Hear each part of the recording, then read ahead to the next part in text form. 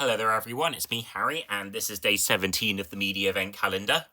And this time we're going to be taking a look at the rest of the EA titles I haven't already shown off in previous videos or in part 1. So now, the double episode will be complete. And in this one I'll be taking a look at PS1, Sega Saturn, GameCube, Wii and Xbox 360 titles. So we'll start off with PS1 titles first. And we're starting off with Croc Legend of the Gobos. Developed by Argonaut Software, published by Fox Interactive, distributed in Europe by Electronic Arts, like with most Fox Interactive titles. This was released in 1997, and it was actually a high-selling PS1 title, and Argonaut's very first self-owned IP. To the point that they've recently made a remaster of the game. We have a Fox Interactive registration card, and then we have the manual, which has Croc on the back. And then there's the disc. So yeah. And the sequel, Croc 2, also from the same companies, released in 1999.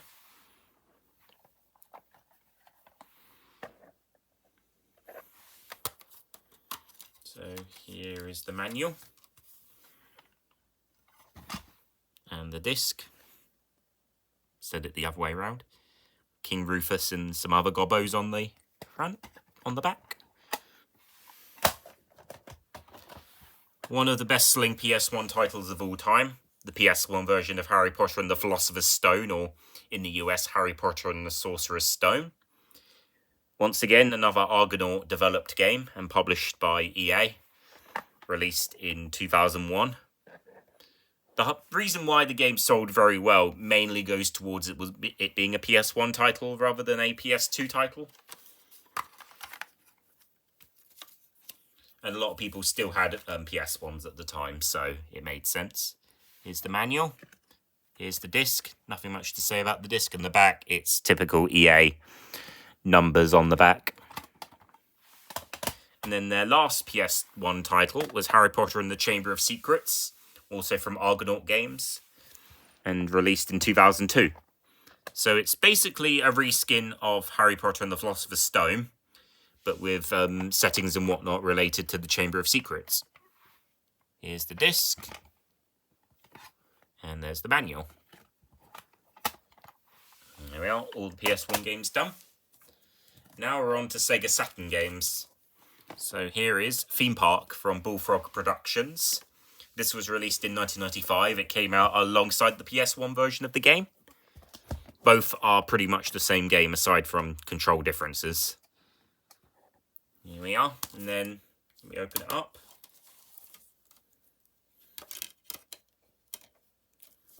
So here is the disc and the manual. The manual's not in very good shape these days because my copy is sort of damaged when a leaky drink spilled all over it. The original Need for Speed, developed by EA Canada. This was released in 1996. It came out alongside the PlayStation 1 version as well, but after the 3DO and PC versions. So this is the very first game in the Need for Speed franchise and the only one that made it to a Sega system. And this is one of the few games that was released to come in really thick packaging that some EA games came in. It's got their branding embossed on it.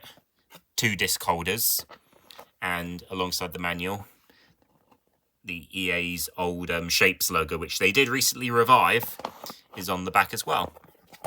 Yeah, I do like this kind of style of packaging. It sort of reminds me of VHS style packaging, and it's better than the plastic cardboard hybrid most Sega games used.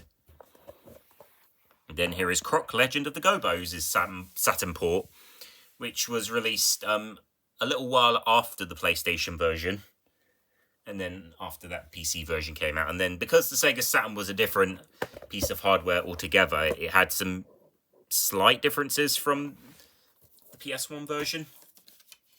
And this came in the Sega Saturn packaging that was basically just plastic, like hard plastic, like with Mega Drive games, and that was at least better than the cardboard plastic hybrid most games used.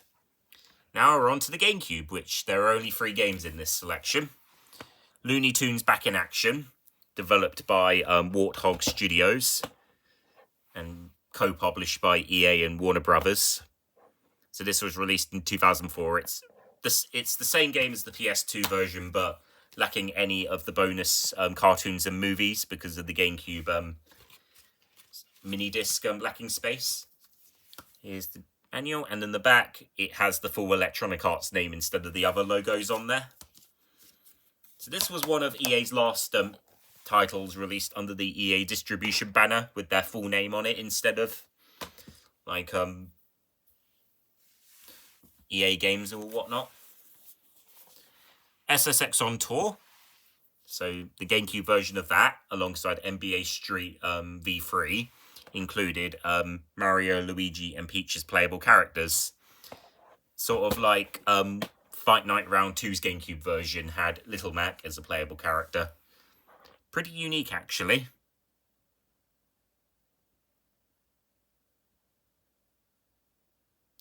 It says Shred with Mario, Luigi, and Princess Peach, and then it also has an exclusive Nintendo-themed world, which was also featured in the other versions, but under a different name and without the Mario characters like this is on the billboards. Then we have The Sims 2 Pets, developed by Maxis, published by Electronic Arts. So this is essentially, it's just the PS2 version of the console version of The Sims 2 Pets. I think it does have some little limitations compared to the other versions of the game, but aside from that, it's a faithful port. It didn't have an original Xbox release for some reason, or a 360 release, but somehow it managed to reach the GameCube and was one of the last games released for the system. But it's not that difficult to find. It's pretty common, actually, even for a GameCube game. Now we're done with that, let's head on to the Wii, because you've already seen me look over the Hasbro titles, but now we're going to take a look at the original My Sims. Basically, the Sims franchise, but appealing to the Japanese audience with its chibi-style characters and cutesy art appeal. And sort of a bit like Animal Crossing in a way. Developed by EA Redwood Shores, and this was released in 2007. It's you creating a little town and you customizing it the way you want to, but it's in some way really boring. There's not really much objectives in the game. Here's the back, and there's also an ad for the game Boogie. It's just blank on the other side.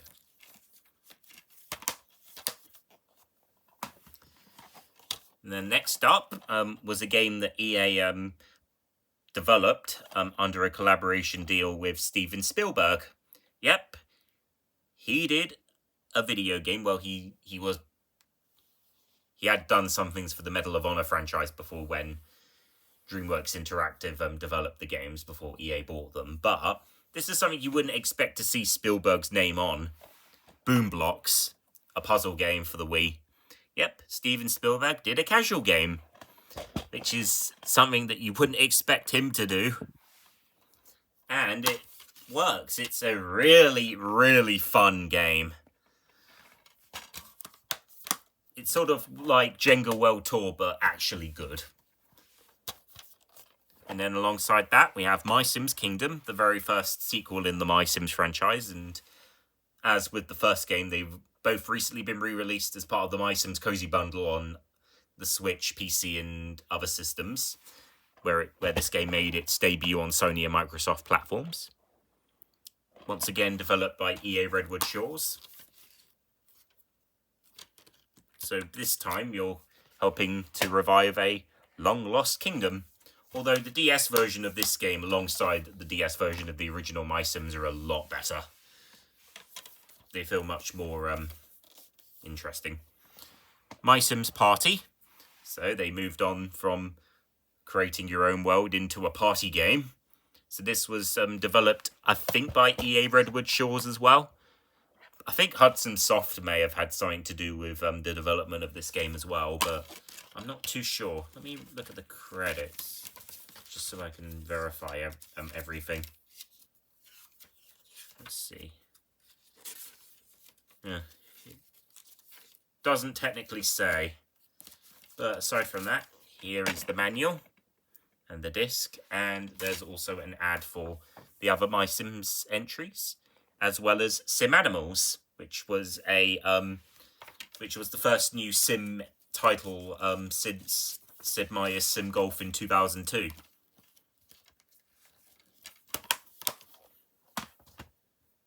So let me get it out. So here it is, Sim Animals, which came out in January of 2009. And it was also done by the Sims team at Redwood Shores. So in this game, you're helping control creatures. So it's a very different Sims installment. What you're supposed to do is befriend the creatures and whatnot. Pretty cool, actually. I do like the concept, and it had a sequel called Sim Animals Africa, or a spin-off, or an expanded version. You can call it whatever you want, but I don't have that yet. I'm trying to find that one.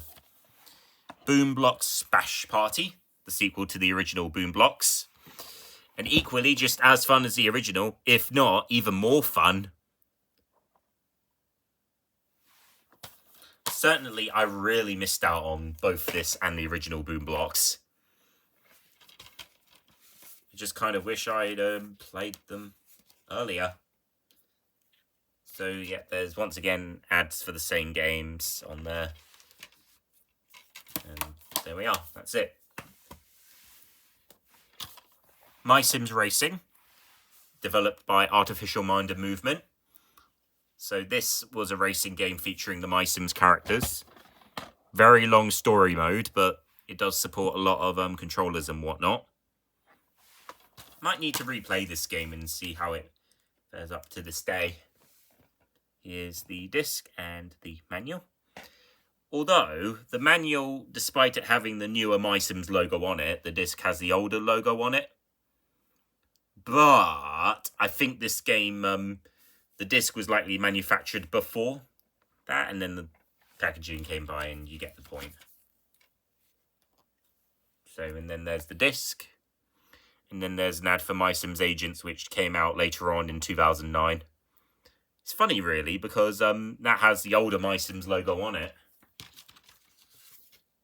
And then the back, well, it has an ad for My Sims Racing itself, where it says if you register the game, you'd unlock a unique thing for your car.